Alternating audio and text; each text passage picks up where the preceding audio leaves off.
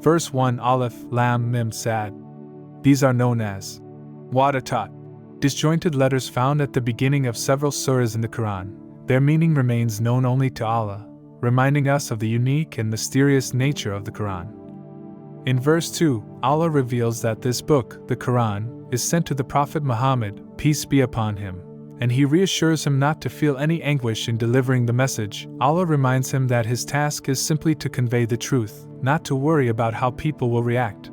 This is a crucial reminder for all of us, especially when sharing knowledge or truth.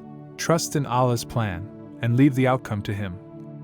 Verse 3 follows by saying, Follow the revelation from your Lord, and do not take any protectors besides Him.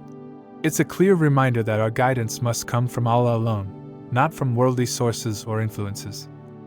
Verses 4 to 7 describe the fate of past nations who turned away from Allah's message. They were destroyed suddenly, either by night or while they rested, with no words but, Indeed, we did wrong. This should serve as a warning for us today.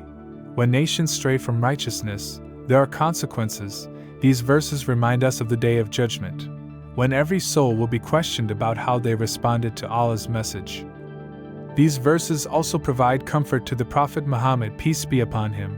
He's told that his role is to deliver the message, and that Allah will protect him from harm and protect the message. Even though some may reject the message, it's not his responsibility to make them believe.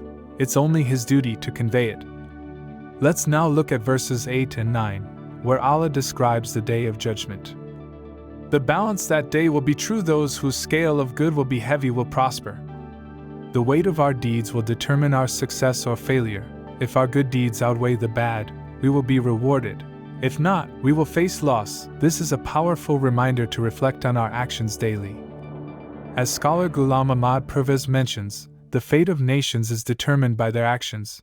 Good deeds lead to prosperity, and bad deeds to decline. This principle is not just for individuals, but for entire communities and nations. The Quran emphasizes that our deeds are weighed, and on the day of judgment, we will see the true consequences of how we lived. And finally, verse 10. It is we who have placed you with authority on earth and provided you with means for the fulfillment of your life. Small are the thanks that you give. This verse reminds us of Allah's immense blessings. He has placed us on earth with everything we need to thrive. But how often do we truly show gratitude? How often do we recognize and thank Allah for His blessings? This verse challenges us to be mindful of the countless gifts Allah has given us.